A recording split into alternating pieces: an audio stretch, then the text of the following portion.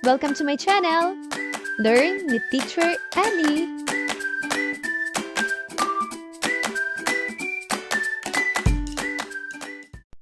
Grade 3, Revised K-12 Curriculum, Quarter 2, Mathematics, Week 2, Day 1. Objectives. At the end of the lesson, the learner should be able to identify objects that can be measured in milligrams.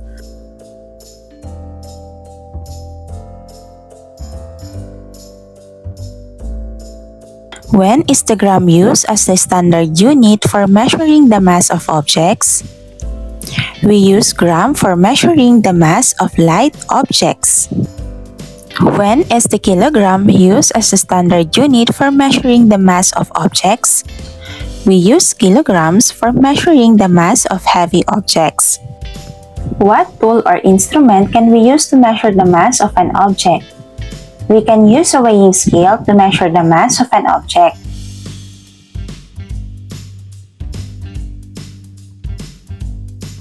How do we use a weighing scale? Make sure that the needle is pointing at 0 before the object you want to measure is placed on the pan. Place the object on the pan. Look where the needle is pointing. This number with the unit of measure represents the mass of the object. Tell the learners that they have measured masses of light objects in grams and masses of heavy objects in kilograms using the weighing scale. Inform them that in this lesson, they will learn another standard unit for measuring the mass of very light objects.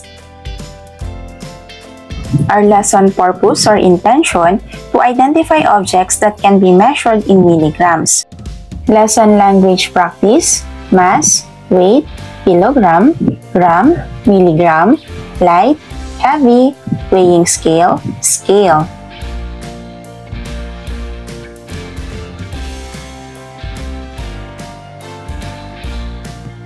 Show the learners the 10 kilogram and the 5 kilogram weighing scales. Let them observe the two weighing scales and ask them their observations. Their observations will depend on the available weighing scales presented to them. However, the emphasis should be on the capacity or the maximum mass the weighing scale can measure and the graduation on the scale.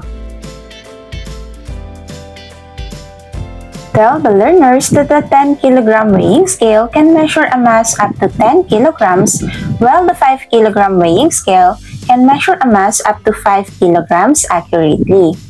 The maximum mass a weighing scale can measure accurately is called its capacity. The tiny marks on lines on the weighing scale show the graduation marks on the scale. The graduation mark of the 3 kilogram weighing scale is 25 gram, while the graduation mark of the 10 kilogram weighing scale is 50 gram. Show a pack of salt. Tell the learners that a pack of salt was bought in the market. Ask them to guess the mass of the pack. You may pass the pack around so they can feel its mass. After they have made their guesses, put the pack on the 10 kilogram weighing scale. Call on some learners to read the measurement on the scale. They should be able to say that the mass of the pack of salt is 1 kilogram. Remove the pack of salt from the weighing scale and transfer it to a 3 kilogram weighing scale or with a lower capacity. Ask some learners to read the measurement on the scale. Ask the following questions. Did the mass of the pack of salt change? Why? No, the mass of the salt remained the same. Nothing was added or removed from the pack.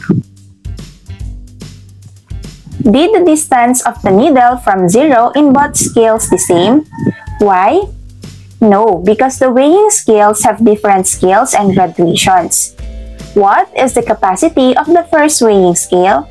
Point to the weighing scale with 10 kilogram capacity. Its capacity is 10 kilogram. What is the capacity of the second weighing scale? Point to the weighing scale with 3 kilogram capacity. The answer is, its capacity is 3 kilogram. What is the mass of the pack of salt? The mass of the pack of salt is 400 grams. Transfer the pack to the 3 kg weighing scale. Did the mass of the salt change when transferred? No, it remained the same. It weighs 400 grams. What do you observe about the position of the 400 grams mark on the first weighing scale and the second weighing scale? In the first weighing scale, the 400 gram mark is nearer to 0 than it is on the second weighing scale. Why? The two weighing scales have different graduation marks. On the 10 kg weighing scale, the graduation is 50 grams, while on the 3 kg weighing scales, the graduation is 25 grams. Scoop 1 spoonful of salt. Ask the learners if the spoonful of salt has mass. From which weighing scale do you think we can get a more accurate or precise mass of the spoonful of salt? Why? Encourage the learner to give their guesses and explanation. They should be able to say that the 3 kg weighing scale can give a more accurate or precise mass because its graduation is smaller. Place the spoonful of salt on the 10 kg weighing scale. Let the learners observe what happens. Ask the learners about their observations. They should be able to say that the needle almost did not move. Ask the learners again if the spoonful of salt has mass. They should be able to say yes and explain that it is very light, which is why the needle barely moved. Let them observe what happens if the salt is transferred to the 3 kg weighing scale. They should be able to say that the needle moved farther from 0. Explain that this is because of the difference in the graduation of the two weighing scales. Each tick mark on the 3 kg weighing scale represents 25 grams, while each tick mark on the 10 kg weighing scale represents 50 grams. Tell the learners that we can get a more accurate or precise mass of objects if the graduation is smaller. The mass of the spoonful of salt is about 20 grams. Next, take a pinch of salt. Does this amount of salt have mass? The learner should be able to say yes. Expect that some of them may be hesitant to respond. What do you think will happen if I put this pinch of salt on the 10 kg weighing scale? Why? The needle will likely remain at the 0 position because the pinch of salt is very light. Place the pinch of salt on the 3 kg weighing scale. Let them observe if the needle moves. Expect that from the pinch of salt, the needle will also not move. Ask them if they think the pinch of salt does not have mass. Explain that the pinch of salt has mass, which is about 300 milligrams. But because it is very light, we cannot get a very accurate or precise measure using the weighing scales available. Explain that the milligram is another standard unit of mass. It is commonly used to measure very light or extreme light objects or small amounts of substances, such as medicines we take and nutrients in the food we eat. The symbol for a milligram is mg.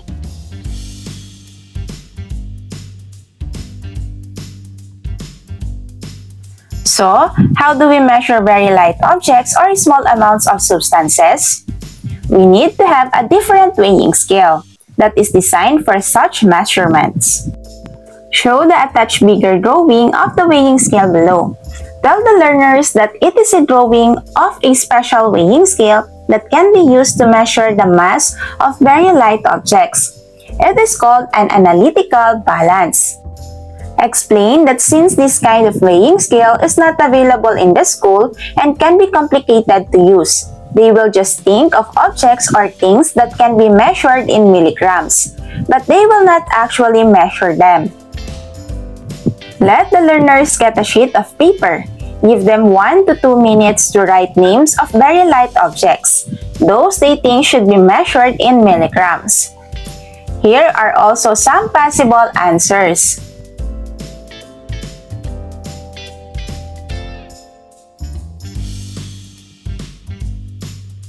After the given time, let them give the names of objects in their list.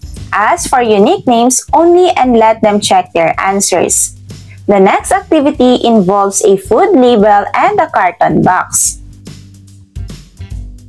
Note, these materials may be replaced depending on what is available in the community. Inform the learners that some foods they buy from store have nutrition information or facts that can be seen on their labels or packages. Show the picture below. Explain that the picture shows a label of a spread.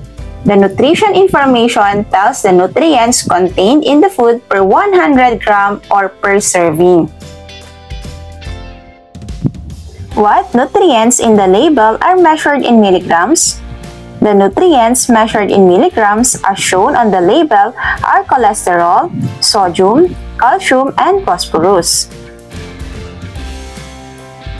Explain that the amounts of these nutrients per serving in these foods are very small, which is why they are measured in milligrams.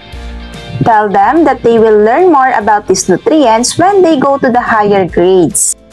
Show the picture of the milk carton box below. Explain the nutrients found in one serving of this milk and the amounts they provide. Tell the learners that the nutrients they get from drinking one serving of this milk are very small. That is why some nutrients are measured in milligrams. What is the amount of calcium you get when you drink one serving of this milk? One serving of this milk contains 270 milligrams of calcium. Now let us compare the amounts of vitamin B3 and vitamin B6. What can you say about the amounts of these vitamins in the milk? You get more vitamin B3 than vitamin B6 when you drink one serving of this milk. What unit of measure do we use for measuring the mass of very light objects? We use milligrams for measuring the mass of very light objects. Let the learners name very light objects which mass can be measured in milligrams.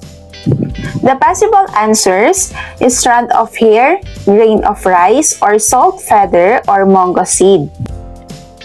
Why can't we use the measuring scales that commonly used in the market to measure the mass of very light objects? Those scales are designed for heavy objects as shown in their graduation. It is difficult to tell exactly the mass of very light objects using these scales. Distribute Assessment 1 to the learners. Let them answer it individually. Grade 3, Revised K-12 Curriculum, Quarter 2, Mathematics, Week 2, Day 2. Objectives. At the end of the lesson, the learner should be able to measure and compare the mass of objects using standard units, grams, kilograms, using appropriate tools. Determine the appropriate unit of measure for measuring the mass of objects, and relate gram and kilogram. Show the learners an analog weighing scale. What do you call this instrument or tool? It is called a weighing scale. When is a weighing scale used? A weighing scale is used when you want to measure the mass of an object. How do you use a weighing scale? Make sure the needle points to 0 when the pan is empty. Place the object you want to measure on the pan. Look at the number where the needle points. This number and the unit of measure represent the mass of the object. Place a bag of sand or any similar object that weighs 1 kilogram, prepared beforehand on the weighing scale. Put the weighing scale where all learners can see it so they can read the scale or call on some learners to read the measurement. Let the learners tell the mass of the object. Ask them to explain their answer. Let the learners pass around the 1 kilogram object for them to have a feel of its mass.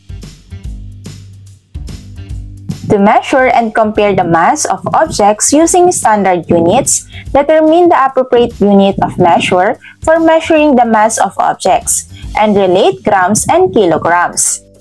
Mass, weight, kilogram, gram, milligram, light, heavy, lighter, heavier, weighing scale, scale. Tell the learners that they will do an activity in groups. Each group will be provided with a plastic bag, which can contain 1 kilogram of sand, a weighing scale, and 10 smaller plastic bags or plastic cups.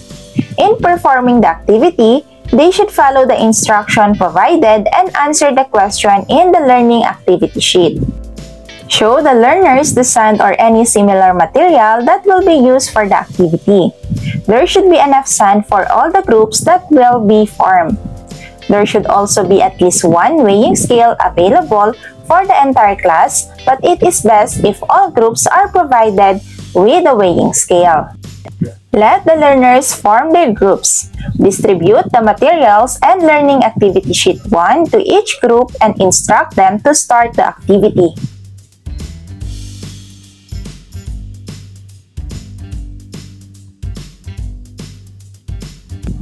After the activity, discuss the learner's answer. The discussion should highlight the following. If the mass of the bag of sand is greater than 1 kilogram, some sand must be removed. If the mass of the bag of sand is less than 1 kilogram, some sand must be added. The needle in the scale points to 1 when the mass of the bag of sand is 1 kilogram. The mass of the sand in each cup should approximately be the same, around 100 gram. If the 1 kilogram of sand was distributed equally, they have already measured objects weighing less than 1 kilogram in their previous lessons. If there are 1,000 gram in 1 kilogram, dividing it into 10 equal parts give 100 gram per part. They may also apply skip counting by 100. How many 100 grams are in 1 kilogram? There are 10 100 grams in 1 kilogram. If there are 10 grams in 1 kilogram, how many grams are in 10 100 grams? There are 1,000 grams in 10 100 grams. How many grams are in 1 kilogram? There are 1,000 grams in 1 kilogram. This answer may be obtained through skip counting. Call on some learners to locate the 100 gram mark on the scale. Put the 100 gram of sand on the pan. Let them observe where the needle points. The two ticks represent a mass of 100 grams, with each tick representing 500 grams.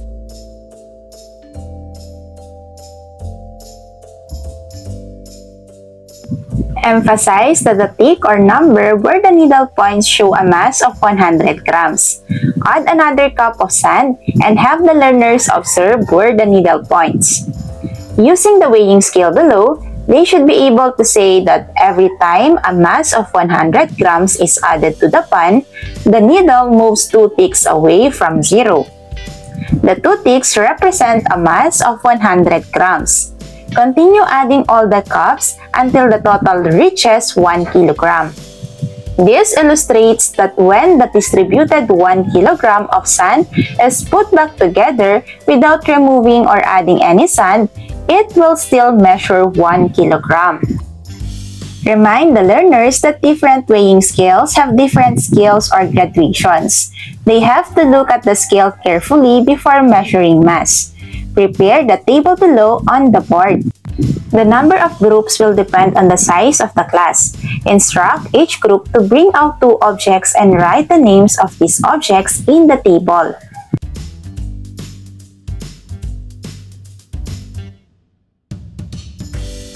Let the learners measure the mass of the objects they have brought out using the weighing scale. Allow them to measure these objects in grams or kilograms and the round measurements to the nearest grams or kilograms, such as about 1 kilogram, about 2 kilograms, about 300 grams. If time permits, you may ask the learners to exchange objects to measure. This will allow them to practice measuring the mass of more objects. Write the mass of the objects in the table. Process the activity by asking the learners to do the following. Let each group tell the objects they measured and the masses of these objects. Name any two objects measured in the same unit. These objects may come from different groups. Let them compare the masses of these two objects. Have several examples. Then ask them how they did the comparison. They should be able to say that since the masses have the same unit of measurement, they only compare the numbers.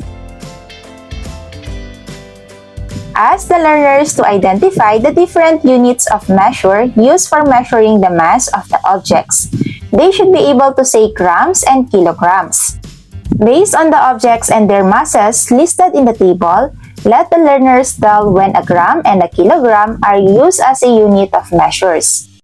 They should be able to say that the gram is used for the mass of light objects while a kilogram is used for the mass of heavy objects.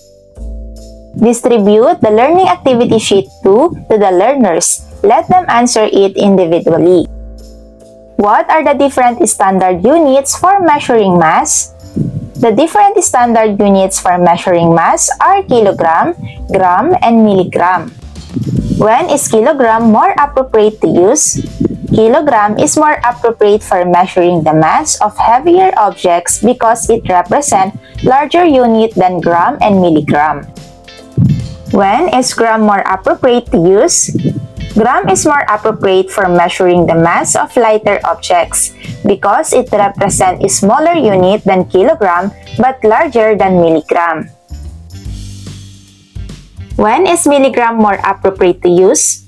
Milligram is more appropriate for measuring the mass of very light objects because it represents a smaller unit of mass. Kilogram and gram are too large to represent mass of very light objects. Why it is important to include the units of measure in telling the mass of objects? It is important to tell the unit of measure because even if the number are the same, masses may be different. How do you compare masses of objects? Look at the unit of measure. If the unit of measure is the same, compare the measures as if comparing whole numbers. Distribute assessment 2 to the learners. Let them answer it individually. Write the mass of each pair of objects on the space provided. And circle both objects if they have the same mass. If their masses are different, mark the heavier object with an X.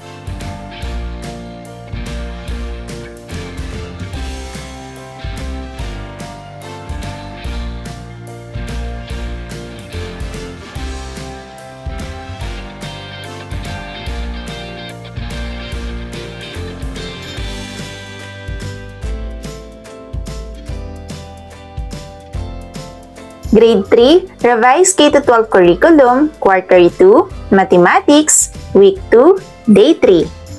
Objectives. At the end of the lesson, the learner should be able to solve problems involving grams, kilograms, and milligrams.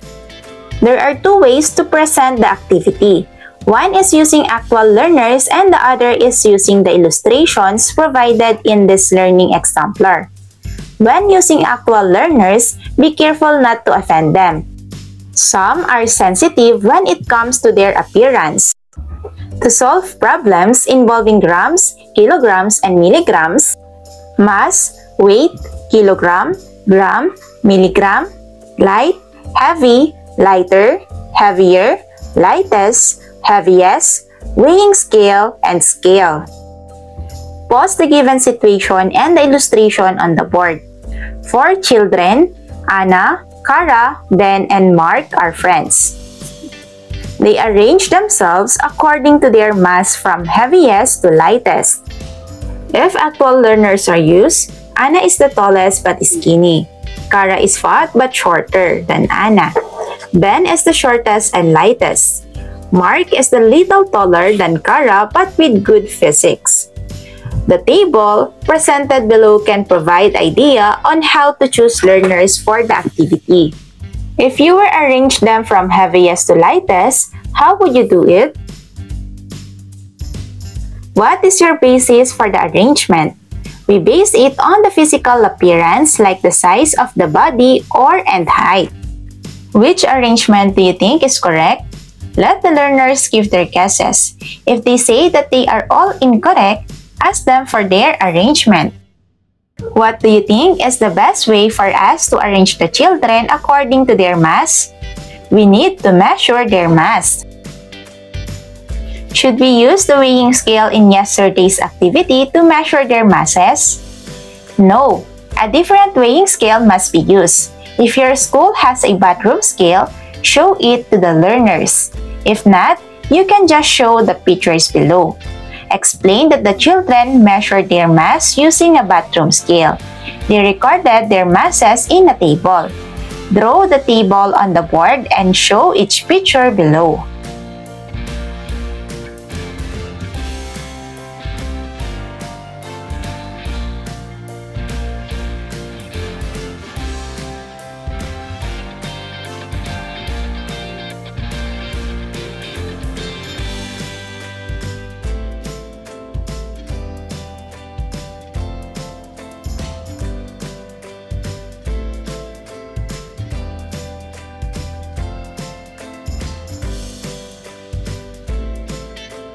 Direct the learner's attention to the drawing of 4 children in the story and the table showing their masses.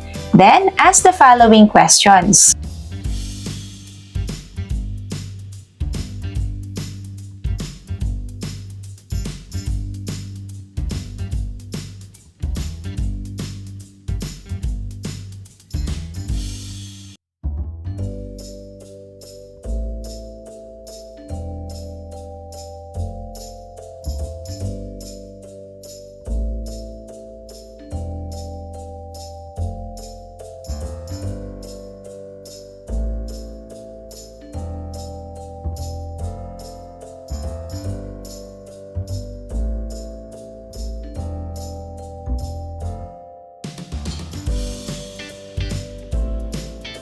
Now, can you tell the heaviest child by looking at their size?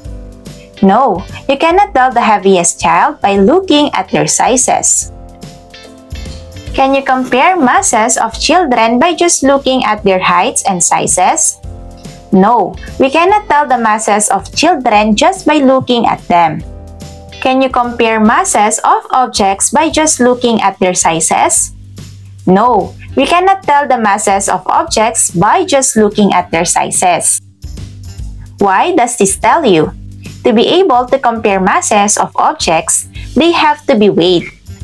The masses of objects cannot be determined by just looking at the objects and considering their sizes. Not all big objects are heavy. Which is heavier, the combined mass of Anna and Kara or the combined mass of Ben and Mark? The combined mass of Anna and Kara is heavier than the combined mass of Ben and Mark. The combined mass of Anna and Kara is 25 plus 27 is equal to 52 kilograms. And the combined mass of Ben and Mark is 23 plus 28 is equal to 51 kilograms. What is the difference between the mass of the heaviest and the lightest children? The heaviest child is Mark. He weighs 28 kilograms. The lightest child is Ben. He weighs 23 kilograms. The difference in their mass is 28 minus 23 is equal to 5 kilograms. Len went to the market to buy 1 kilogram of tomatoes. However, since only a few tomatoes were left, the seller gave Len all the remaining tomatoes on the table for free. What was the weight of the tomatoes given to Len for free? Let the learners answer the questions in pairs, then discuss their answers. Here is the possible solutions. The mass of the tomatoes Len received, including the free ones, is 1 kilogram and 200 grams. Taking away the 1 kilogram from this mass leaves 200 grams. By looking at the scale, removing the 1 kilogram or setting the 1 kilogram mark to 0, 200 grams remains. Learners may give other solutions. Let them explain the unique solutions to the class and check their answers. Tell the learners that they will be given problems to solve. Distribute the learning activity sheet number 3.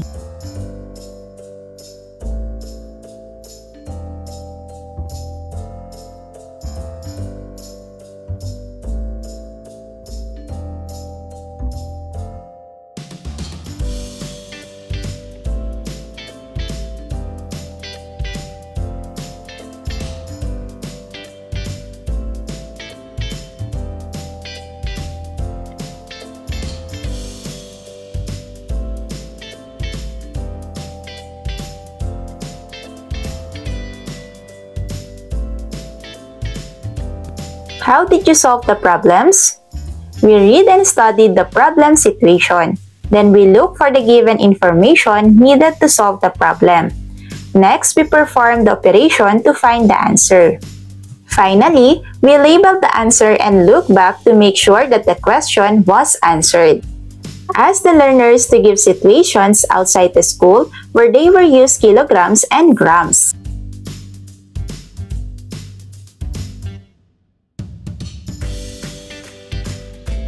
Grade 3, Revised K-12 Curriculum, Quarter 2, Mathematics, Week 2, Day 4.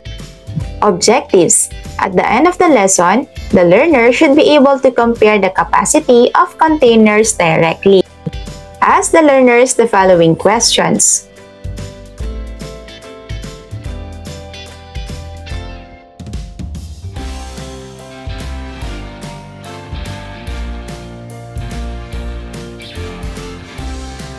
Here are some possible answers.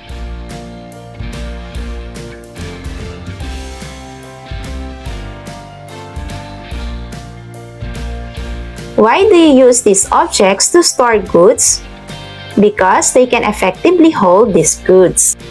Can we store water in a basket? No, we cannot store water in a basket because a basket has holes. Water will drip from it.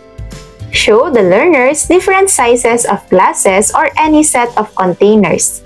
Mark the glasses with letters.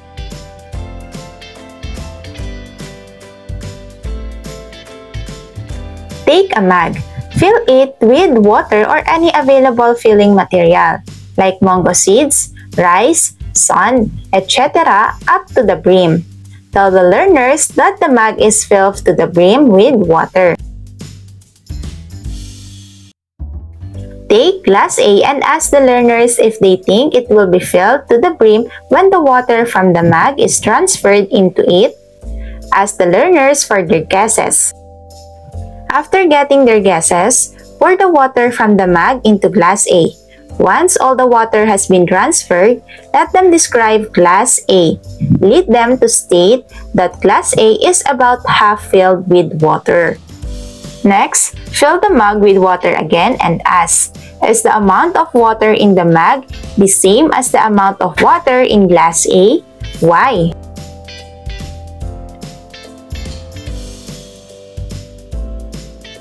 Now take glass B. Let the learners guess if it will be filled to the brim with the water from the mug. After getting their guesses, pour the water from the mug into glass B. Once you have transferred all the water, let them describe glass B. They should be able to say that glass B is filled with water up to the brim. Fill the mug with water again and ask, is the amount of water in the mug the same as the amount of water in glass B? Why? The amount of water in the mug and glass B is the same because the same amount of water was transferred from the mug to glass B. Now take glass C. Let the learners guess if glass C will be filled to the brim with the water from the mug. After getting their guesses, pour the water from the mug into glass C. Once you have transferred all the water, let them describe glass C.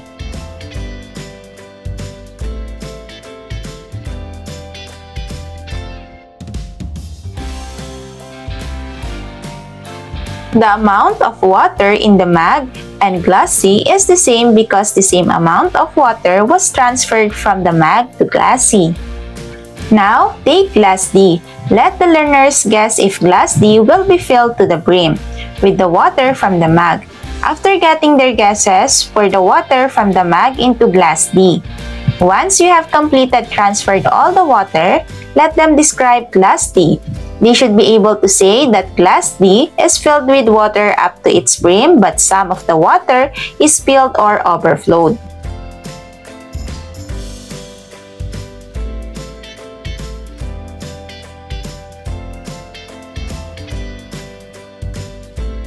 Prepare the table below on the board. Let the learners describe each glass with water and write a description in the table.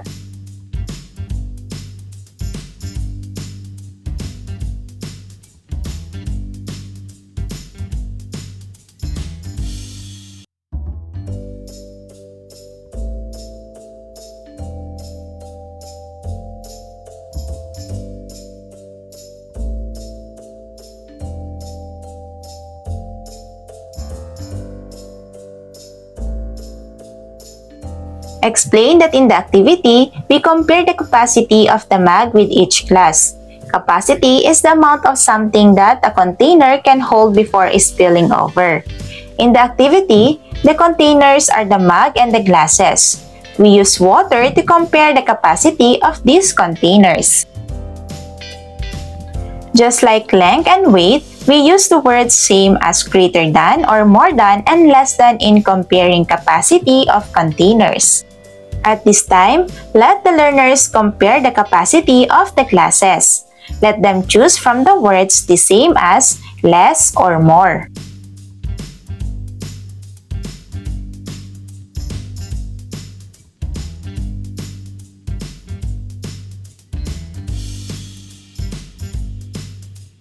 After learners have answered all the items, discuss their answers.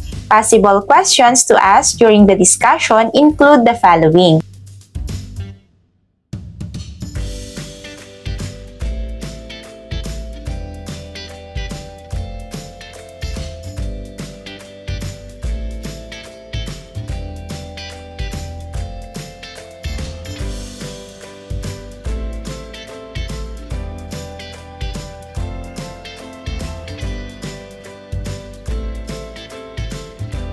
Glass A and Glass C are not filled to the brim.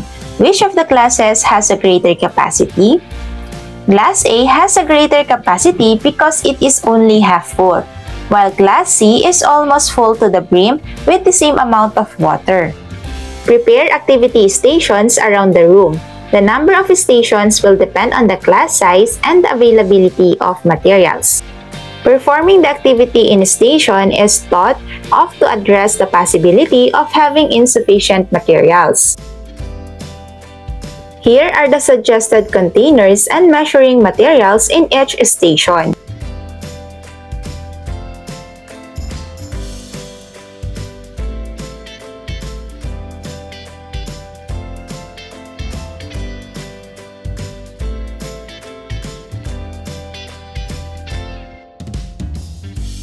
Explain that the class will be divided into groups. Each group will start at a specific station.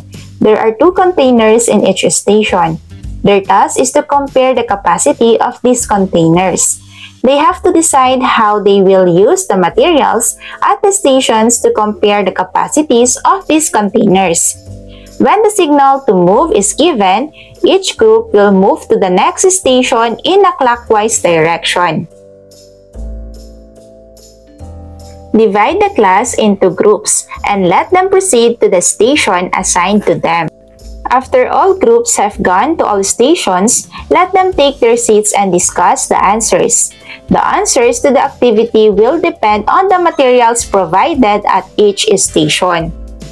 Discussion should lead to the idea that when one of the containers, say container A, is filled with the measuring object, and when transferred to container B, one of the following may happen.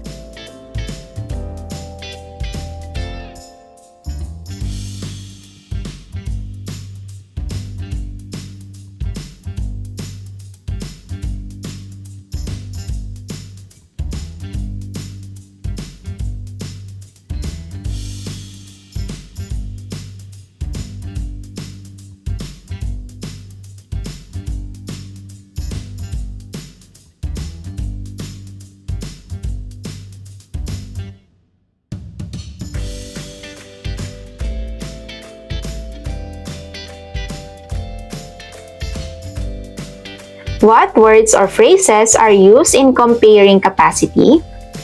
These are the same or equal, greater than, more than, and less than. Now, what can be done to compare the capacity of containers?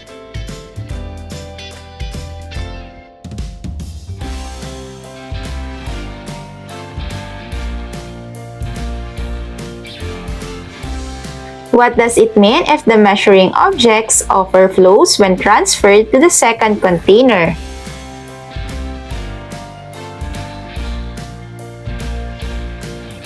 What does it mean if the measuring object does not fill the second container completely?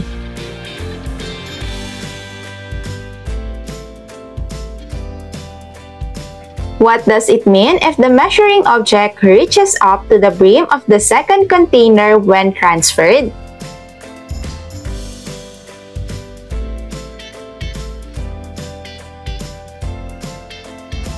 Distribute assessment 4 to the learners. Let them answer it individually. Good job, everyone! End of week 2. Thank you for watching! Also, don't forget to like, share, subscribe, and click the notification bell for you to be updated on our latest videos. See you on our next lesson. Goodbye!